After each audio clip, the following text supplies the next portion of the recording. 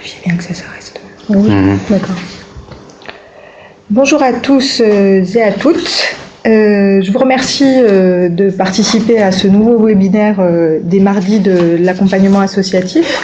Nous tenons tout d'abord à nous excuser pour le report du webinaire sur la réforme territoriale qui devait avoir lieu au mois d'avril dernier.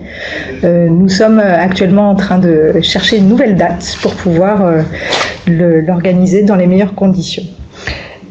Aujourd'hui, ce webinaire est consacré à l'égalité professionnelle, qui est à la fois une obligation légale, mais aussi un enjeu d'attractivité pour le monde associatif et pour les petites et moyennes associations, pour leur recrutement et la qualité de vie au travail de leurs salariés.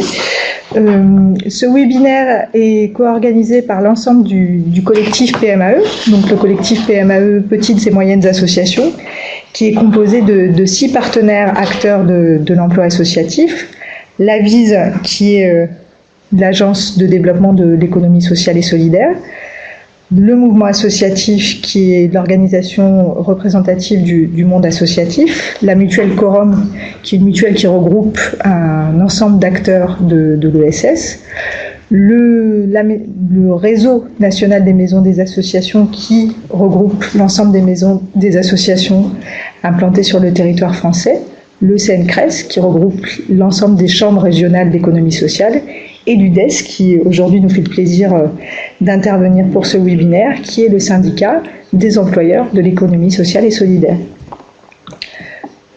Donc moi-même, je suis Marion Boineau, je suis chargée de mission économie-emploi au mouvement associatif, et je vais animer une partie de ce webinaire, qui sera consacrée, comme je vous l'ai dit, à la question de l'égalité professionnelle, qui permet d'agir sur différents leviers, à savoir agir sur la qualité des emplois dans le monde associatif, soutenir la dynamique d'innovation comme levier de développement, démontrer aussi la cohérence entre les valeurs affichées par le monde associatif dans leurs actions et dans leurs projets et la réalité au sein de leur structure au plan interne, et assurer aussi la capacité de répondre à ces besoins en ressources humaines. Pour nous parler de ces différents sujets, nous aurons différents intervenants, donc ici présents et présentes avec moi, mais aussi 2 personnes à travers 2 vidéos que vous aurez l'occasion de regarder pendant cette heure-ci pour pouvoir nous éclairer sur les enjeux sur cette question. Donc tout d'abord, Elisa Brallet sera avec nous en vidéo. Elle est présidente de la commission Égalité Femmes-Hommes au Conseil supérieur de l'économie sociale et solidaire, qui est l'instance représentative des organisations de l'économie sociale et solidaire, mais qui regroupe à la fois des organisations de l'ESS, des représentants des pouvoirs publics et des personnes qualifiées investies sur ces thématiques. Jean-Baptiste Moustier, qui est conseiller technique dialogue social à l'UDES, qui est à ma droite, et Tiffaine Perrichon, chargée des projets RH et diversité à l'UDES. Et nous aurons un autre témoignage de radio associative, voilà, qui est responsable de politique de genre et qui est de la radio associative Ancheta, c'est ça. Voilà. Nous excusons sa collègue coordinatrice de cette même radio qui malheureusement ne pourra pas intervenir dans cette vidéo comme initialement prévu. Vous voyez normalement sur votre écran à la fois la liste des participants et des participantes et un petit module conversation. Donc si vous rencontrez un problème technique au niveau du son ou de l'image, ou si vous avez une question à poser pendant le webinaire, vous pouvez utiliser ce module pour interagir avec nous. Je vais donc laisser la parole à mon voisin pour qu'il nous présente les premiers enjeux de l'égalité professionnelle et peut-être le premier témoignage que nous allons diffuser. Exactement. Bonjour à toutes et bonjour à tous. Alors nous allons commencer ce webinaire par une première vidéo. C'est une vidéo d'Elisa Brallet, qui est présidente de la commission Égalité Femmes-Hommes au Conseil supérieur de l'égalité, Conseil supérieur de l'économie sociale et solidaire, pardon. qui va justement nous montrer que si la question de l'égalité professionnelle est une question légale, est une question sociale au sein de vos structures associatives, c'est aussi une question institutionnelle. Et en cette matière, le CSE2S a de réelles missions en matière d'égalité professionnelle.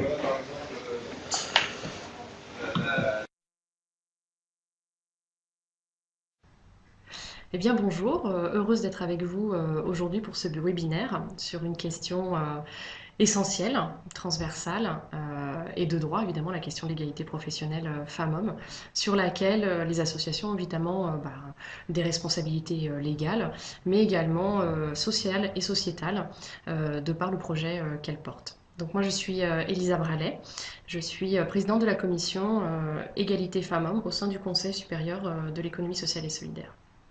Donc en parallèle des lois existantes, évidemment, un collectif, le collectif Femmes ESS, a poussé la question donc, de l'égalité femmes-hommes au sein de la loi sur l'économie sociale et solidaire du 31 juillet 2014. Et donc fort d'un nouveau Conseil supérieur de l'économie sociale et solidaire paritaire femmes-hommes dans sa composition, cette question a été posée donc, dans la loi comme un principe, un enjeu de cohérence et un enjeu de développement pour l'économie sociale et solidaire, tant dans sa gouvernance, évidemment, que dans ses pratiques professionnelles. Donc en même temps que les projets que vous pouvez déjà évidemment porter dans vos structures, c'est une question qui est devenue une question institutionnelle et une commission dédiée à l'égalité femmes-hommes a été créée au sein du Conseil supérieur de l'économie sociale et solidaire.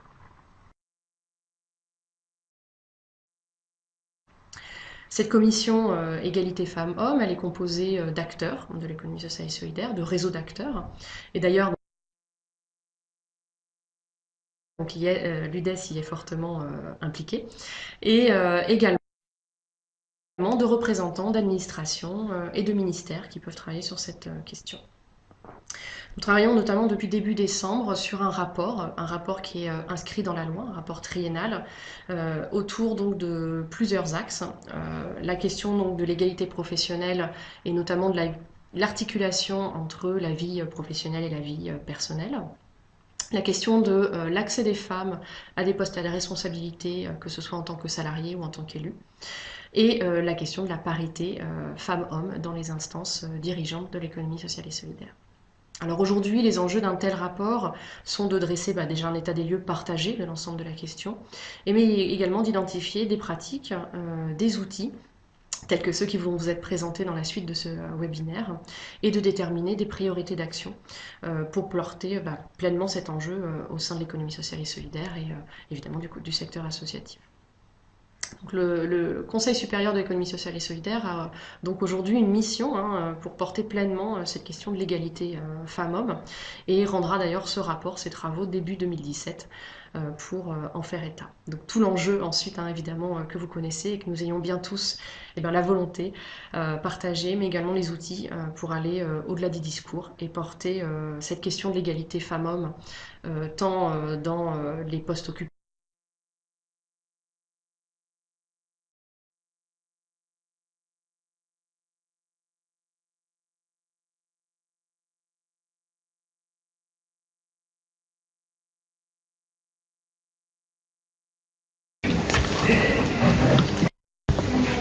Donc en quelques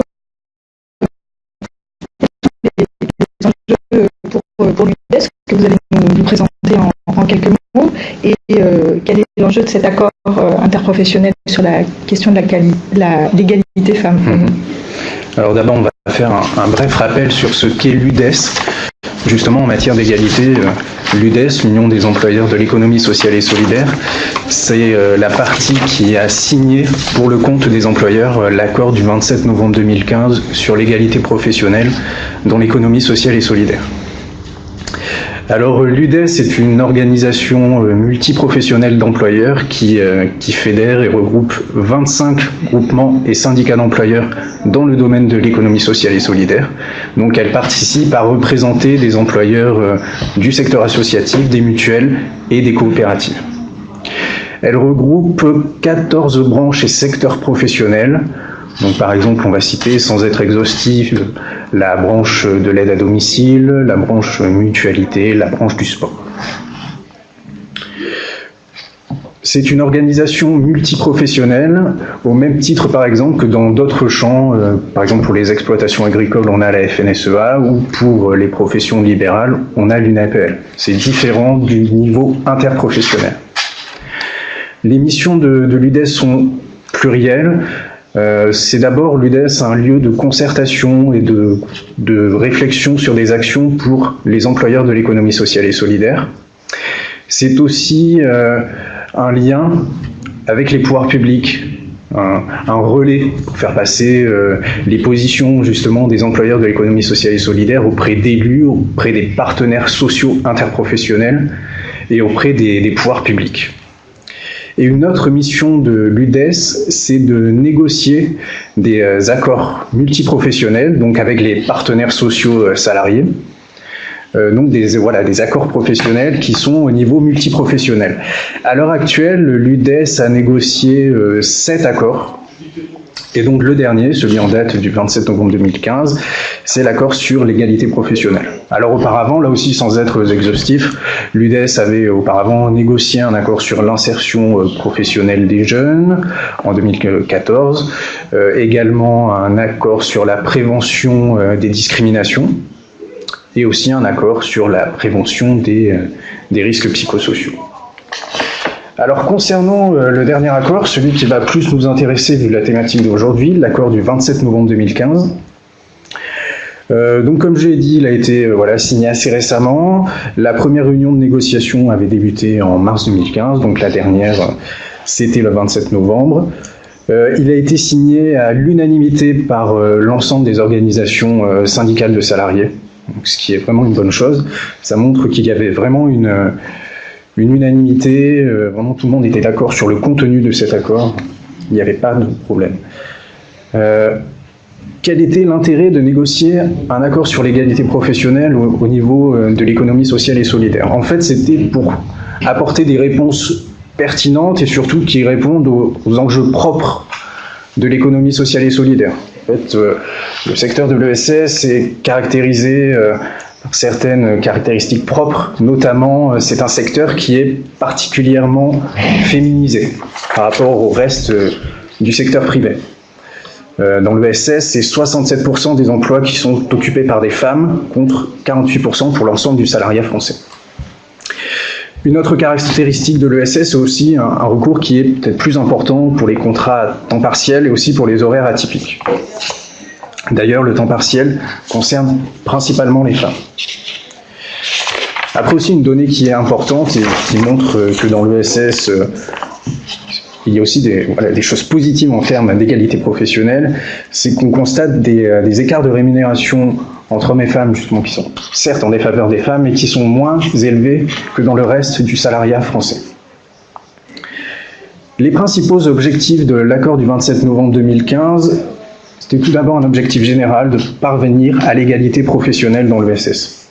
Il y avait aussi une volonté d'outiller les branches professionnelles dans leur dynamique de négociation et aussi d'action pour favoriser l'égalité professionnelle.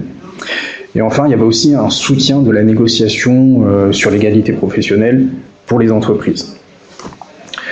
Concrètement, l'accord du 27 novembre 2015 envisage donc la mise en œuvre d'actions et de négociations aussi bien au niveau des branches, mais aussi bien au niveau des structures.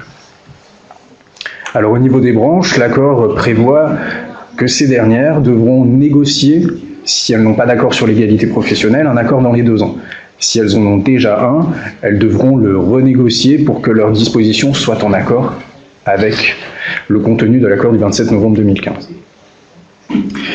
Il prévoit aussi la mise en œuvre d'actions de communication pour améliorer la mixité dans les métiers de l'ESS. Il souhaite aussi favoriser la mise en œuvre d'outils de recrutement au sein des entreprises pour favoriser la mixité. Également, il prévoit des procédures particulières, des dispositions pour réagir et pour prévenir les agissements liés au harcèlement sexuel ou aux violences sexistes au travail. Alors pour introduire les enjeux opérationnels de l'égalité professionnelle au sein de vos structures, on va commencer par poser une première question auquel vous allez pouvoir répondre. D'ailleurs, il faut souligner que vous pouvez répondre plusieurs réponses, voilà, choix multiples. Alors la première question, selon vous, à partir de quel niveau d'effectif salarié est-il pertinent pour une association de mettre en œuvre des mesures en faveur de l'égalité professionnelle? Vous avez, je crois que c'est un délai de 30 secondes pour répondre.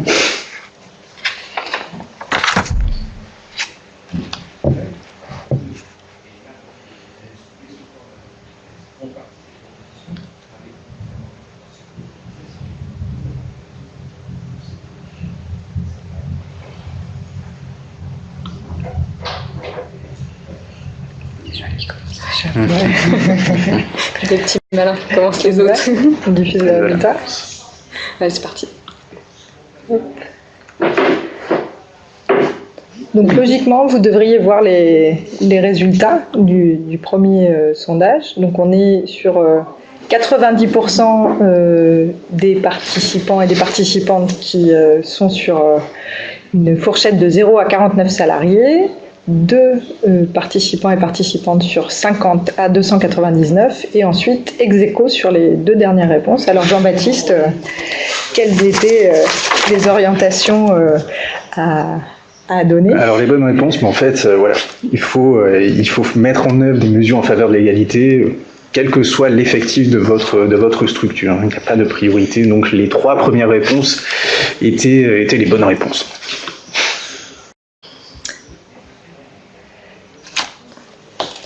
Je vais laisser la parole à Tiffaine désormais. Effectivement, en fait, peu importe la taille de l'entreprise. Par contre, pour pouvoir vous accompagner en fait dans cette démarche en fait sur l'égalité professionnelle femmes-hommes dans l'ESS, on a en fait dans le cadre de l'accord créé un outil en compagnie on s'est fait accompagner avec le cabinet Transfert RH pour pouvoir créer un outil opérationnel et surtout pratique à destination des entreprises. Donc le guide égalité femmes-hommes dédié aux employeurs pour passer de la conviction à l'action. Donc il est présenté en fait sous forme de fiches pratiques. L'idée c'est de pouvoir vous aider à faire en fait le point sur les enjeux liés à l'égalité professionnelle femmes-hommes dans vos structures, quelle que soit leur taille, de pouvoir diagnostiquer la situation de votre entreprise, voir les éventuels axes de progrès et de pouvoir effectivement atteindre l'égalité professionnelle réelle comme c'était un des objectifs de l'accord. Pour ça, en fait, on a sur la slide suivante, s'il te plaît. Là, on vous présente en fait en un coup d'œil le guide. Comme vous pouvez le voir, il est assez dense. Donc, on a prévu aujourd'hui de vous structurer un petit peu l'intervention pour pouvoir vous présenter un petit peu le guide et que vous puissiez aller directement aux points clés pour pouvoir démarrer vos actions. Donc, on a structuré ça en 4 axes de gestion des ressources humaines. Donc, vous avez un premier axe sur l'attractivité des compétences, un autre axe sur la qualité de l'emploi et de la vie au travail, enfin un autre sur l'évolution professionnelle et pour terminer des pistes pour pouvoir agir et réagir effectivement s'il y a d'éventuelles difficultés. Donc pour ça là aussi on a prévu en fait un peu plus d'interactivité avec des petits quiz sur chaque thématique et après ce qu'on vous proposera c'est de pouvoir répondre à vos questions à l'issue en fait de cette présentation. Donc sur la prochaine question, en fait, on est sur l'axe attractivité et compétences. Là, on vous pose la question de savoir comment se démarquer pour attirer de nouvelles compétences dans son association. Donc il y a plusieurs choix possibles, effectivement. Donc respecter scrupuleusement les exigences légales en matière d'égalité, notamment sur la non-discrimination. Pouvoir diffuser ses offres d'emploi sur des sites comme par exemple Le Bon Coin, puisqu'ils ont une audience assez forte. Pouvoir respecter certains usages rédactionnels ou encore participer à des manifestations à destination du grand public, jeunes, demandeurs d'emploi ou autres. Donc vous avez été très rapide à répondre à ce qu'on voit.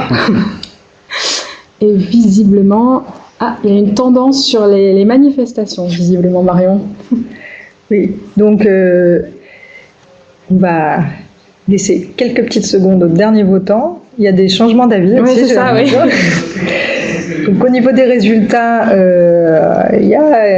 c'est assez partagé. Alors en dernier, a priori, la diffusion d'annonces sur Le Bon Coin est peut-être le moins plébiscité. Ensuite, il y a le fait de respecter certains usages rédactionnels et 50-50 sur respecter scrupuleusement les exigences légales en matière d'égalité, de la non-discrimination. et participer à des manifestations à destination du grand public, jeunes demandeurs d'emploi. Donc à la fois quelque chose qui est du domaine de l'interne et de l'externe aux organisations. Donc au niveau de ce guide, qu'est-ce qu'on peut retrouver qui permet d'avoir des éléments sur ces questions? Alors en fait, dans ce guide, on a privilégié de pouvoir présenter effectivement par rapport à la réponse, déjà, on dira que ce sont toutes les réponses ou presque qui sont valables. On reverra après la notion de presque. L'idée, c'est de pouvoir effectivement attirer en fait de nouvelles compétences ou pouvoir attirer en fait aussi ce qu'on va appeler le sexe sous-représenté par rapport à certaines catégories, certains métiers. Pensez à certaines branches professionnelles qu'a par exemple cité Jean-Baptiste tout à l'heure, ou encore la notion d'objectiver ses recrutements, parce que l'intérêt en objectivant les recrutements, c'est de pouvoir enrichir les compétences de sa structure, de son équipe, de pouvoir aussi tout simplement respecter la loi, ou encore être en adéquation aussi avec les valeurs portées par le monde associatif et l'économie sociale et solidaire en général. En termes de structuration, vous voyez, on vous a mis à chaque fois les fiches, comme ça si vous avez des sujets qui vous parlent plus, vous pourrez directement vous reporter aux fiches appropriées et trouver aussi des exemples de pratiques qui sont assez faciles, enfin qui sont plutôt facilement qui sont faciles à mettre en place et à mettre en œuvre assez rapidement dans vos structures, quelle que soit leur taille finalement, avec des choses assez, on va dire assez simples. On l'a vu tout à l'heure, vous l'avez plébiscité sur la notion de forum, se faire connaître auprès par exemple des structures, des établissements scolaires à proximité, mais ça peut être aussi de tenir tout simplement un état des lieux genré par rapport au processus de recrutement, où on peut s'apercevoir peut-être que un sexe est peut-être sous-représenté par rapport à un autre. Donc c'est de voir aussi, tout en gardant la notion de compétence, de pouvoir peut-être regarder un petit peu comment structurer et organiser ces compétences et surtout de pouvoir observer l'évolution dans le temps. Après, par rapport au Bon Coin ou autre, on va vous présenter quand même un petit site internet qui a été créé par l'UDES, entre autres, avec de nombreux partenaires, qui s'appelle le Portail de l'Emploi, qui pourrait être aussi une opportunité pour vous de pouvoir diversifier en fait vos sourcings de recrutement, parce que l'idée, c'est vrai que quand on a des habitudes, on passe par soit des réseaux, soit des sites spécialisés comme le service public de l'emploi, mais ça peut être intéressant aussi d'utiliser des portails spécialisés où vous allez avoir un public, en fait, un vivier de candidats qui est déjà sensibilisé à l'économie sociale et solidaire. On vous a mis quelques stats pour vous montrer que le site gagne en notoriété et commence effectivement à pouvoir être un vrai vivier intéressant pour les employeurs associatifs et de l'économie sociale et solidaire. Voilà, donc ça c'était pour le premier aspect. Maintenant on va passer sur le deuxième aspect, sur le développement de la qualité de vie au travail et la qualité de l'emploi. Donc là pareil, même principe, toujours un petit sondage. Donc effectivement le sondage c'est, à votre avis, en Ile-de-France, quel est l'écart de salaire entre les hommes et les femmes dans l'ESS? Donc moins 21% en défaveur des femmes, moins 17,6% en défaveur des femmes, moins 2,5% pardon, en défaveur des hommes, ou moins 14% en défaveur des femmes. Bon, visiblement la défaveur des hommes n'a pas trop Convaincu. Voilà. On a un public averti quand même, hein. On vous laisse encore quelques petites secondes pour répondre. Il y a plus d'hésitation sur celui-ci après. La tendance est moins claire. Voilà. Donc au niveau des résultats, donc, les participants et les participantes ne considèrent pas que le niveau de salaire pourrait être en défaveur des hommes. Ensuite, c'est assez partagé au niveau des réponses. Donc on a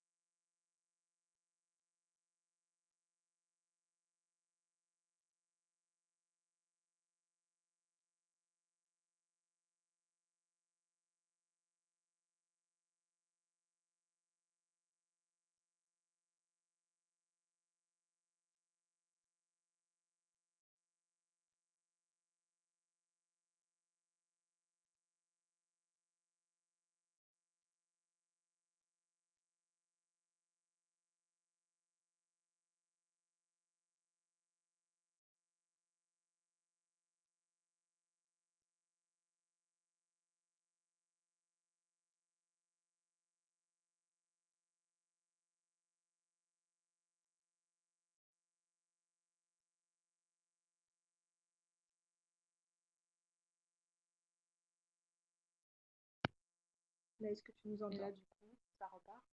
Est-ce On qu'on voit la... Ouais, ok, d'accord. On va parler plus fort, alors. Excusez-nous pour cette petite interruption.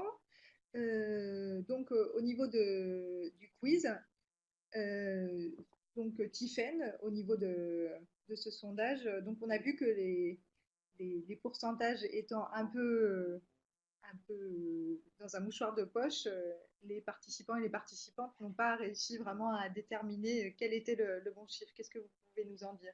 Alors en fait, il y a une bonne nouvelle, on va dire, par rapport à l'économie sociale et solidaire au sens large, dans le sens où on n'est pas les moins bons dans ce domaine-là, en fait, puisqu'on voit bien, on est dans l'intermédiaire, on a un décalage en fait de 17,6% en défaveur des femmes, mais donc ça veut dire qu'il y a encore des axes de progrès. Alors déjà, sur les axes de progrès, en fait, la première chose, ça va être effectivement la notion de à travail égal, salaire égal, puisque là, il faut impérativement respecter ce principe juridique incontournable. Il faut aussi... pas de son, visiblement, il faut aussi travailler sur ces points, parce que du coup, ça peut être aussi une façon de démarquer un petit peu sa structure en montrant un petit peu cette équité salariale et ça développer cette attractivité.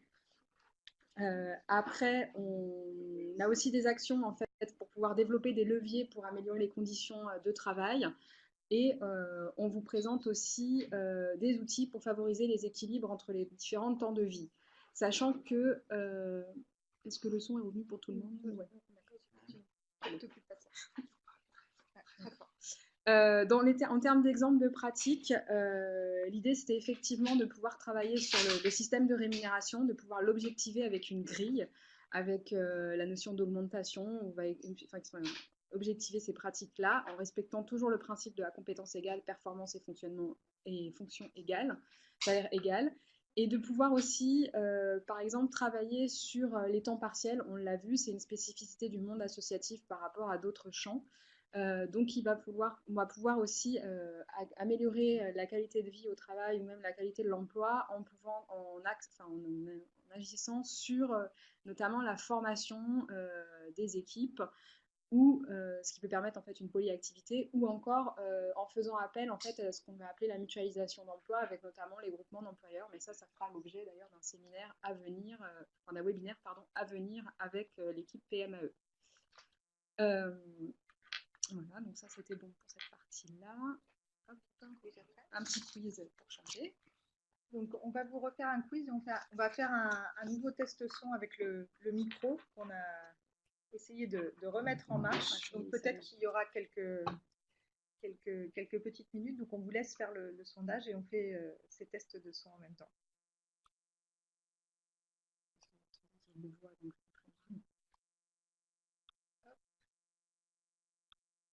Donc au niveau de la question numéro 4, comment évoquer les perspectives d'évolution professionnelle avec mes salariés au cours de l'entretien annuel d'évaluation?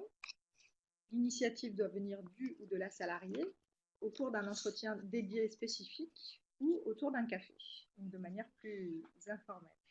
Voilà, donc on vous laisse répondre et on fait pendant quelques petites minutes un test audio pour voir si le micro qui est plus fort nous permet de mieux nous faire entendre. Voilà.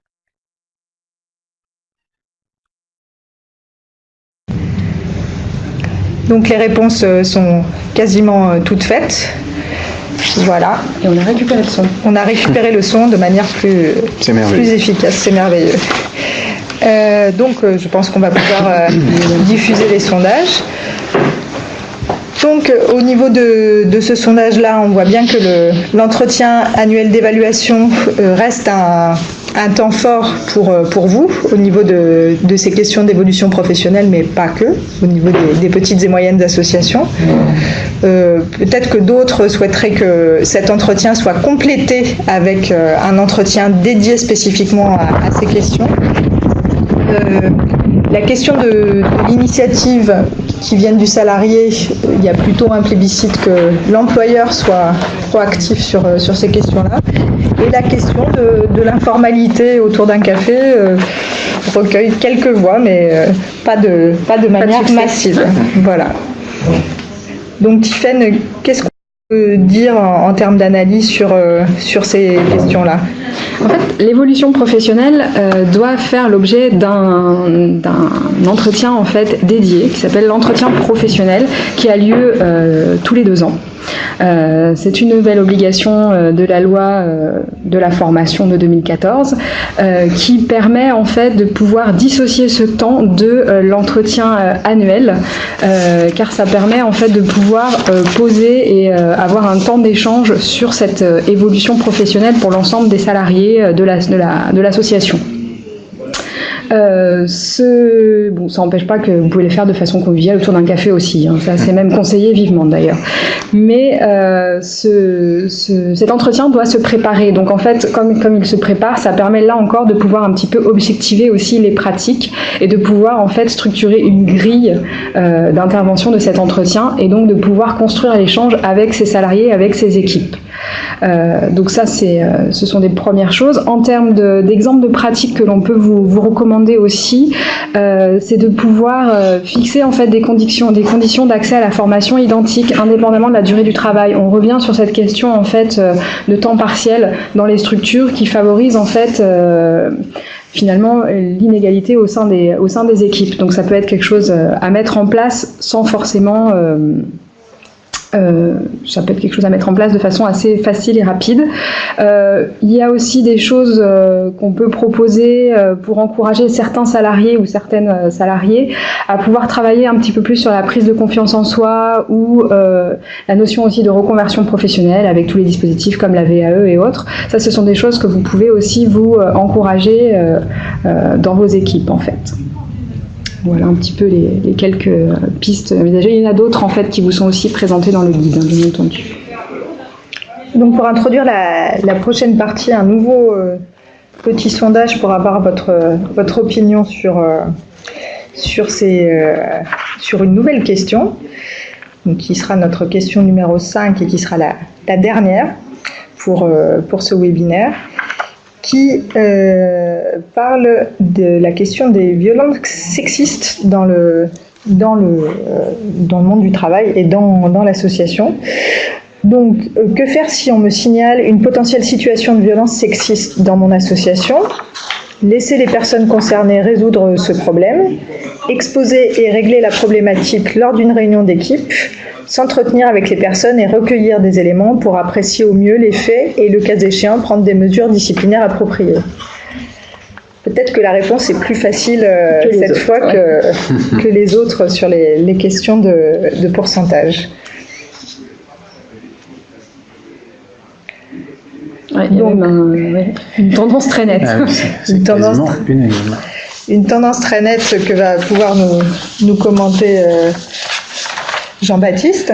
Oui, effectivement, la plupart d'entre vous avez choisi la bonne réponse, c'est-à-dire la dernière, s'entretenir avec les personnes et recueillir des éléments justement pour apprécier la situation.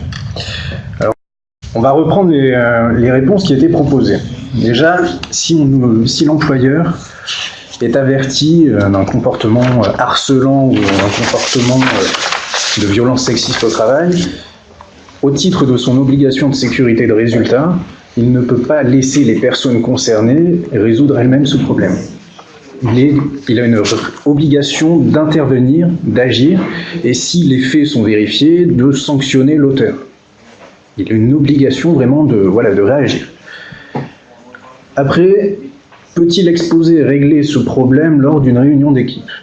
Alors, c'est plutôt déconseillé, notamment au titre des enjeux en question, qui sont assez sensibles, et il peut être assez malaisé de les exposer en réunion d'équipe devant des personnes qui ne sont pas forcément concernées ou qui auront un avis forcément subjectif. Donc là encore, c'est pas une solution adaptée. Donc la chose qu'on doit recommander à l'employeur s'il est face à de telles situations, c'est de s'entretenir avec les personnes intéressées, donc la personne qui se plaint de comportement et le mis en cause, de recueillir leurs témoignages, pourquoi pas avec un écrit, c'est conseillé, de recueillir des preuves, des éléments de fait, et une fois qu'il a tous ces éléments, il va vous regardez si ces éléments sont constitutifs d'un harcèlement ou de violence. Alors si c'est constitutif d'un tel comportement, il a une obligation de sanction, en tout cas de prendre des dispositions pour que la victime ne soit plus en contact avec la personne à l'origine de ces actes. Donc si par exemple c'est son supérieur hiérarchique, ça va être que cette personne ne soit plus sous son lien d'autorité. Si les faits sont avérés aussi, une solution recommandée, c'est tout simplement de licencier la personne pour un motif disciplinaire. Parce qu'on considère en jurisprudence que tout comportement de harcèlement ou de violence au travail est constitutif d'une faute grave. Donc là encore, si l'employeur veut passer par la case disciplinaire, entre guillemets, on peut lui conseiller aussi, si son entreprise a plus de 20 salariés, de préciser les sanctions en matière de harcèlement ou de violence dans son règlement intérieur. C'est à partir de 20 salariés, il faut un règlement intérieur. Donc si vous voulez sanctionner une personne, il faut que les sanctions, que les modalités de la sanction soient prévues dans le règlement intérieur. Le guide sur les qualités professionnelles qui est proposé par l'UDESC propose aussi une charte de référence qui peut être adoptée par l'entreprise. D'ailleurs, le guide en donne un exemple. Et cette charte de référence va expliquer la procédure à suivre face à un signalement de comportement de harcèlement ou de violence. Donc ça peut être, voilà, comme je l'ai dit précédemment, réunir les personnes. Aussi, on peut mettre en place une commission d'enquête paritaire qui mènera une enquête et qui donnera des conclusions. Un autre moyen aussi de favoriser l'égalité professionnelle qu'on aborde dans le guide, c'est aussi de négocier un accord en entreprise sur l'égalité professionnelle. Donc là aussi, le guide va vous donner des indications sur la procédure à suivre. Par exemple, commencer par un état des lieux, un diagnostic. Alors si votre structure a plus de 50 salariés, vous allez pouvoir vous baser sur la base de données économiques et sociales, qui contient normalement des informations en matière d'égalité professionnelle. Alors après, pour les structures de moins de 50 salariés, elles n'ont pas d'obligation de négocier en tant que telles sur l'égalité professionnelle. Ce n'est pas une négociation annuelle obligatoire. Si elles ne négocient pas, elles ne seront pas sanctionnées, contrairement aux entreprises de plus de 50 salariés. Après, rien ne les empêche de négocier un accord sur l'égalité professionnelle. Et d'ailleurs, pour élaborer leur diagnostic égalité, les entreprises de moins de 50 salariés peuvent se baser sur des outils existants déjà. Notamment, il y a un outil qui vient de la Caisse nationale d'assurance vieillesse, qui est un diagnostic égalité professionnelle, à partir des données de la déclaration annuelle des données sociales. Donc là aussi, les petites structures peuvent tout à fait avoir des outils pour négocier sur l'égalité professionnelle. Sur le guide, vous allez pouvoir aussi retrouver en fait des fiches avec on va dire, des outils un peu plus techniques, notamment sur tout ce qui peut être les appuis, conseils, accompagnement ou aides financières qui peuvent vous permettre de mettre en place des actions dédiées à l'égalité femmes-hommes. Vous allez aussi avoir des exemples de tableaux d'indicateurs pour pouvoir un petit peu, on va dire, mixer, donner une touche de mixité à vos instances ou à vos équipes. Je pense notamment avec des indicateurs sur les tableaux de bord ou ce genre de choses. Et vous allez aussi pouvoir trouver en fait des exemples en fait pour pouvoir communiquer autour des actions que vous aurez mis en place, parce qu'effectivement on retrouve aussi cette difficulté. D'ailleurs, quand on a réalisé le guide, c'était une des problématiques de pouvoir trouver des exemples de pratiques qui peuvent en fait être essaimées dans d'autres structures. Donc maintenant que le guide existe et que vous êtes particulièrement intéressé par la problématique, on pensera à vous pour les prochains témoignages. Et sur ce point-là, en fait, on va vous présenter le témoignage en fait d'une radio basque, comme on vous l'a annoncé, une radio associative qui est du côté d'Andaï et qui a mis en fait en place toute une démarche, elle appelle ça même le voyage, Oyana, pour vous présenter un petit peu cette action. Et vous verrez que c'est aussi, son témoignage, c'est un véritable appel pour le monde associatif pour se mettre en fait en œuvre sur ces actions.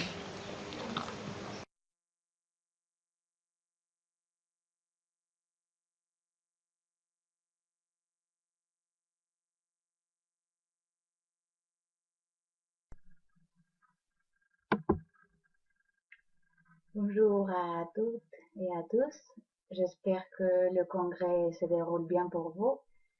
Merci beaucoup de m'avoir invité à présenter notre petit projet. C'est la première fois que je m'enregistre dans une vidéo comme ça, donc j'espère que ça sera le suffisamment bon pour vous. Et je suis très contente de présenter notre petit projet qui est vraiment important pour moi et j'espère qu'il vous servira à quelque chose. La question d'égalité des genres et l'égalité femmes-hommes est encore un axe très important puisque nous devons encore faire face à des grosses inégalités, bien de genre comme beaucoup d'autres. Avant tout, laissez-moi me présenter. Je m'appelle Ollana Echevarrieta et je suis responsable des politiques de genre à la radio Ancheta Irratia.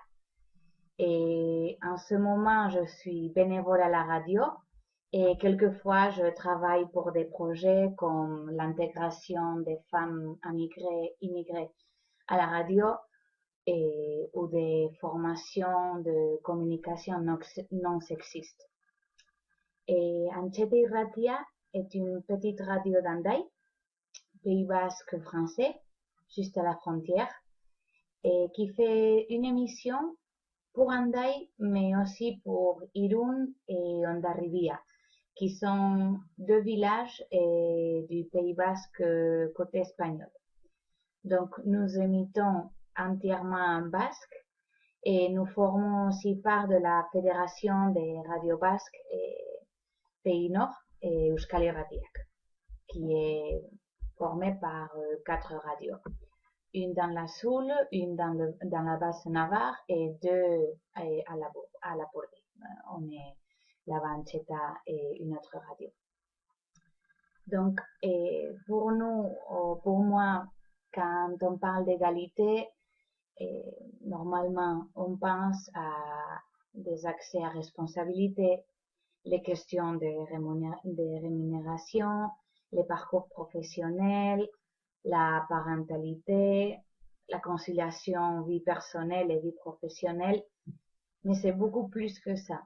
Et c'est comment on travaille, quel type de relation nous avons entre nous, entre les travailleurs et travailleuses, et comment on parle, à qui on nomme, dans notre cas, dans le journalisme, c'est très important, à qui on nomme et à qui on nomme pas non plus.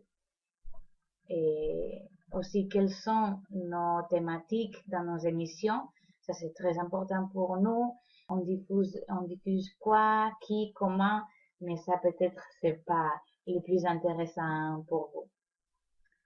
Et Ancheta, nous avons commencé avec des projets comme des ateliers radio que je vous ai dit avant, avec des familles immigrantes surtout, et nous voulions que leur voix soit part de notre radio et diffuser leur histoire et que leur voix soit des informations importantes pour les personnes qui écoutent nos radios.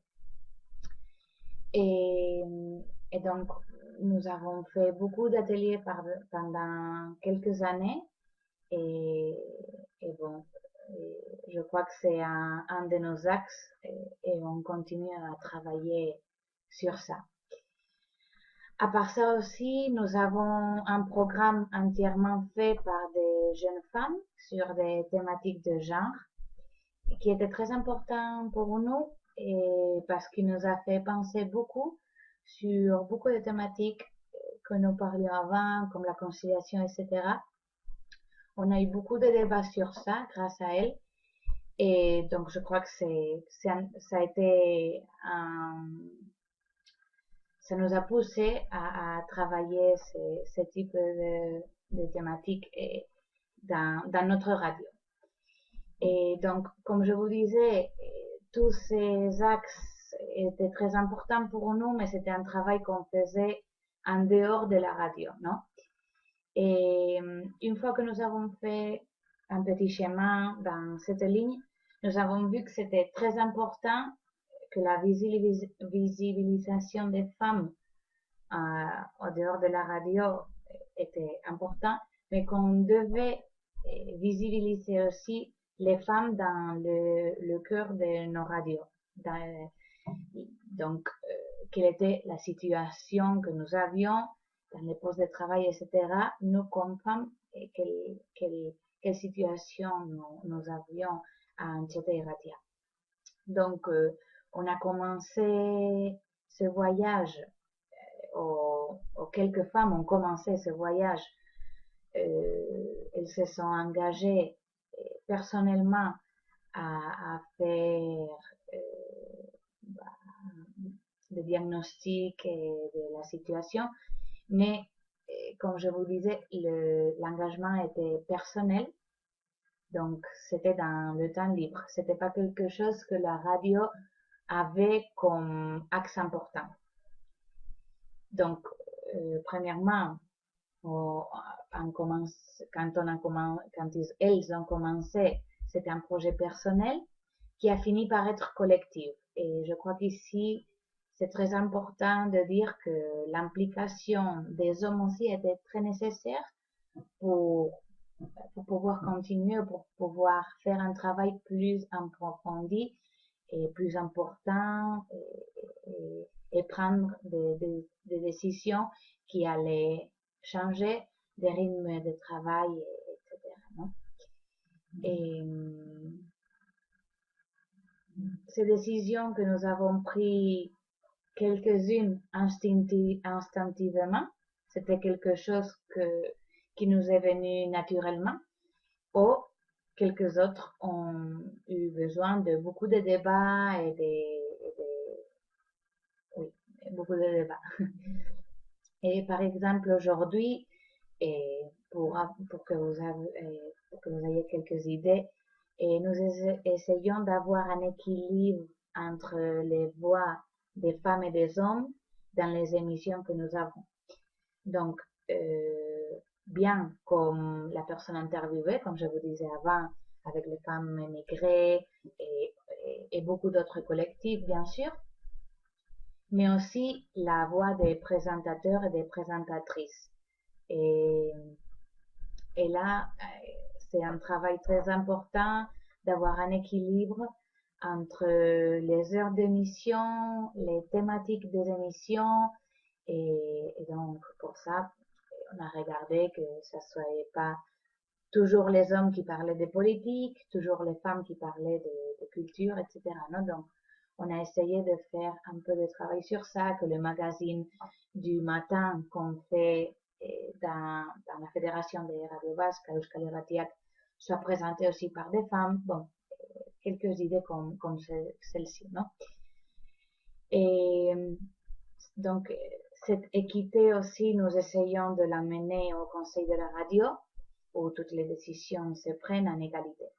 Et pour nous, qui ait de différentes voix pour de différentes approches est toujours enrichissant, non? Dans un groupe de travail et dans un conseil de radio.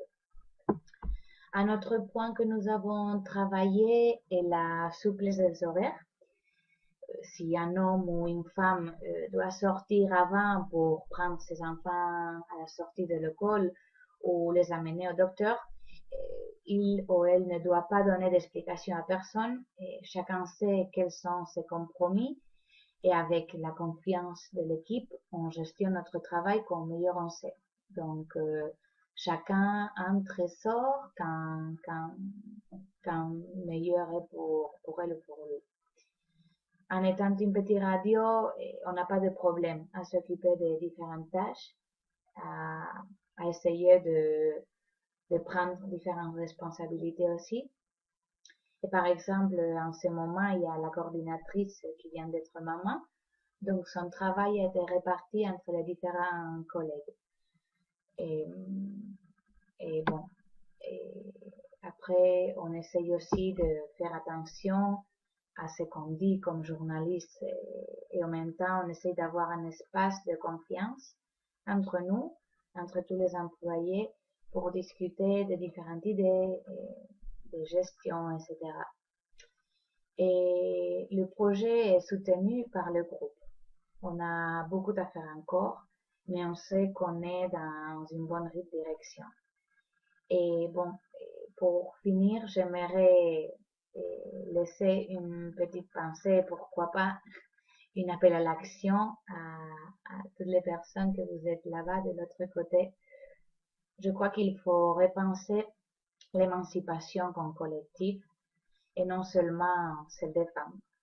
Nous sommes un espace propice, nous, les associations, les entreprises de l'économie sociale et solidaire, pour faire ce type de travail parce que on est associatif, on est près des citoyens et des citoyennes et on a un objectif social et solidaire.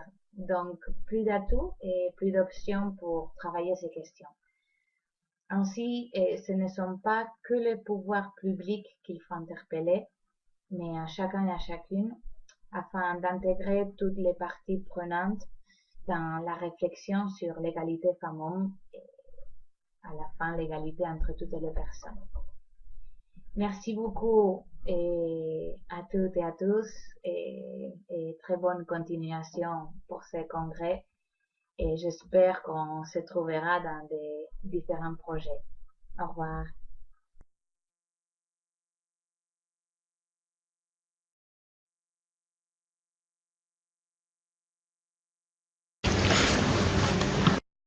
Pour remercier nos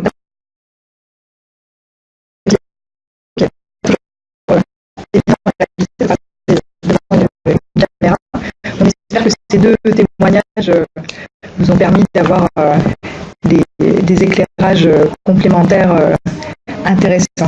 Alors on va passer par une petite phase de questions, donc n'hésitez pas à utiliser la console que nous avons tous utilisée pour le son tout à l'heure, mais il sert aussi à poser des questions sur soit les interventions qui ont pu être faites en vidéo, soit dans la salle. Et on va commencer par une petite série de questions sur la question du recrutement, notamment, qu'on va adresser à Tiffaine Perrichon. Malgré ma bonne volonté en tant qu'employeur au sein d'une petite ou moyenne association, j'ai toujours un déficit de candidatures masculines au niveau des postes que je souhaite pourvoir.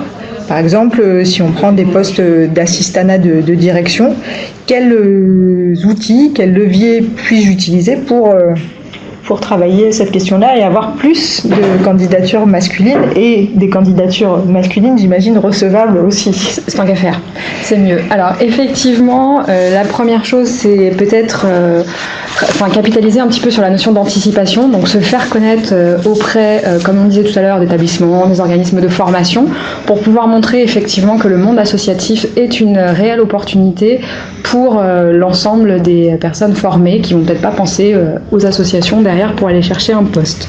Ça peut être une première chose. Après, il y a une deuxième chose aussi qui va être de travailler sur la communication en fait que l'on peut, ou les messages qu'on peut faire passer, notamment éviter les stéréotypes. Super, on va voir.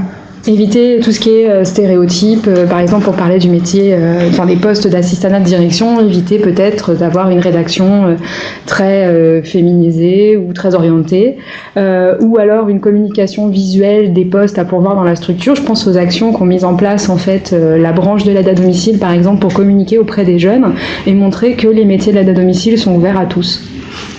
Donc voilà, des actions comme ça pour faire connaître toujours aussi ces métiers et la réalité et faire montrer en fait qu'il n'y a pas de métier spécialisé sur un genre en fait.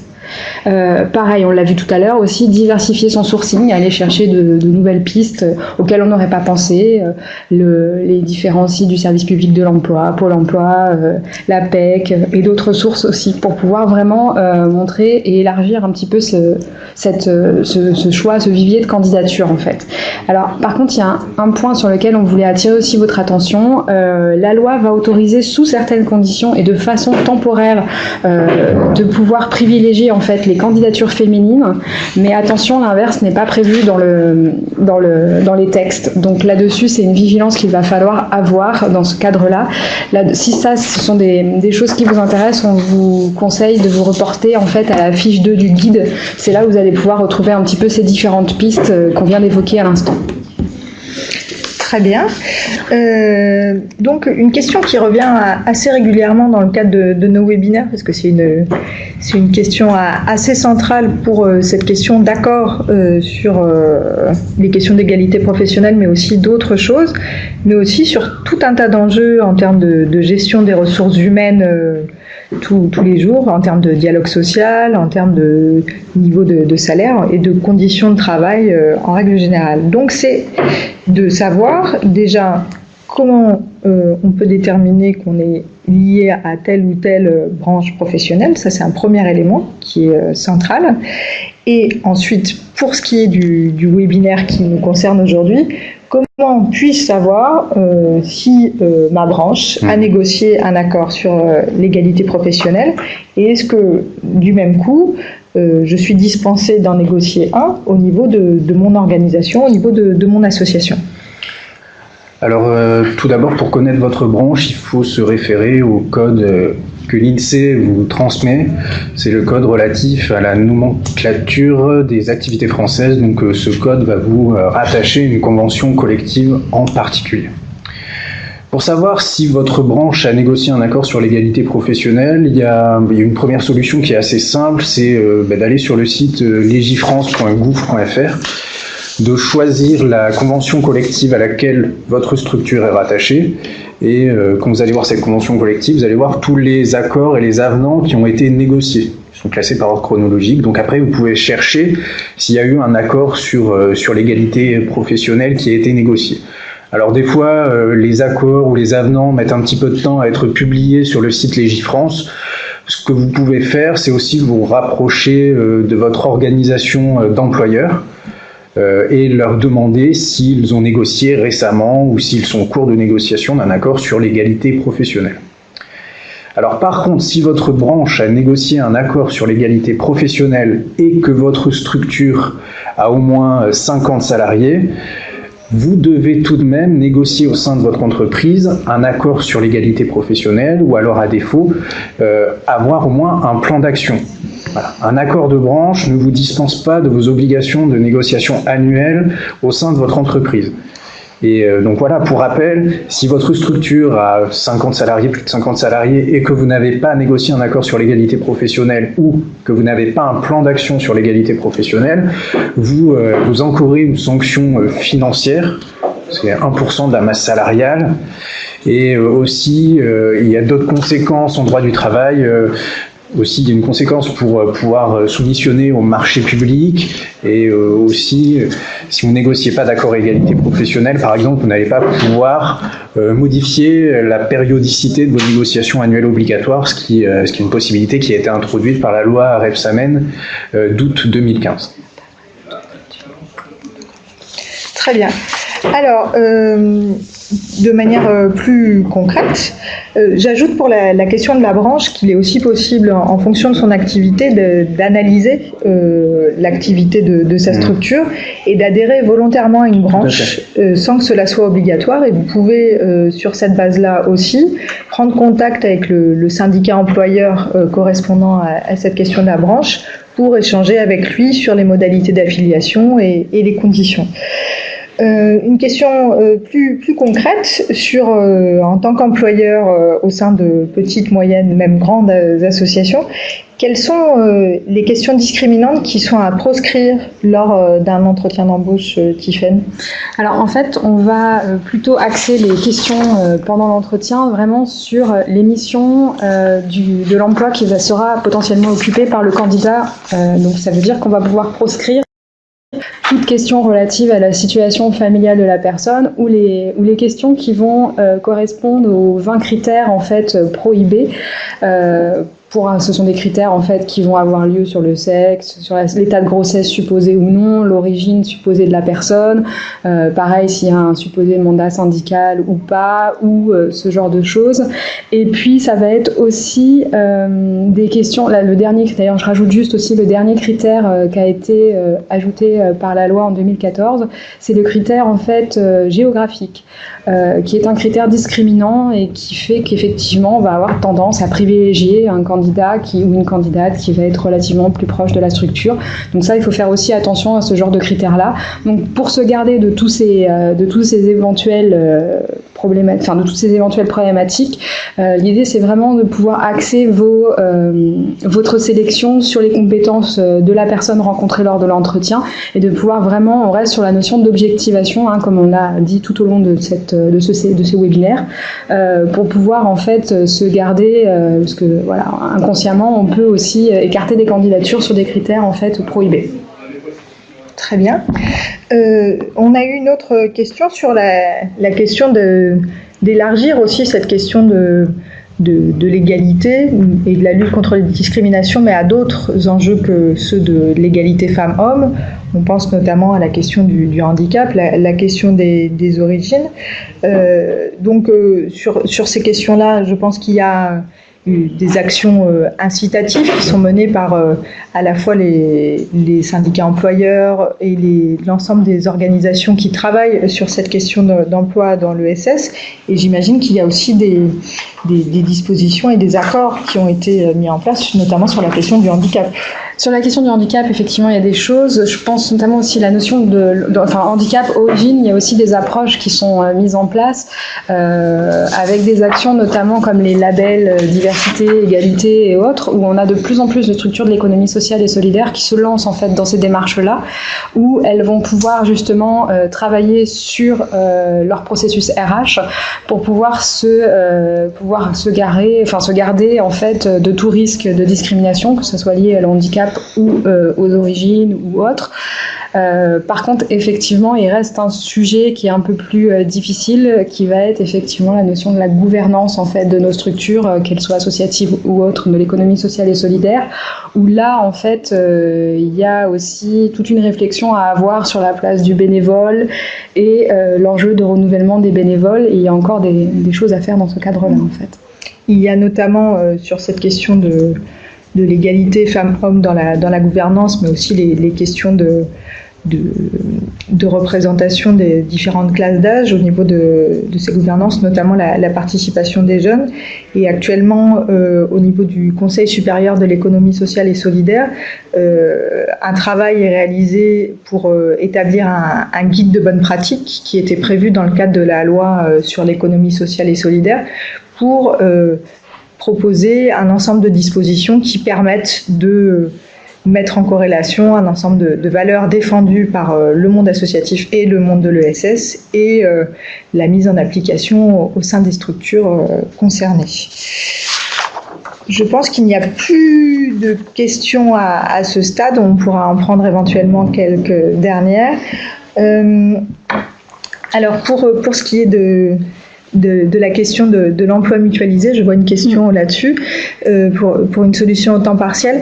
Ça sera le sujet d'un webinaire spécifique qui aura lieu à la rentrée, qui parlera des questions de mutualisation, de coopération, et vous pourrez vous y inscrire très prochainement, une fois que nous aurons mis le formulaire en ligne.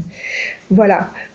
Comme nous sommes un peu pris par le temps, qu'il est 12h11, on va conclure ce webinaire pour vous dire et répondre à une dernière question qui est comment se procurer le guide.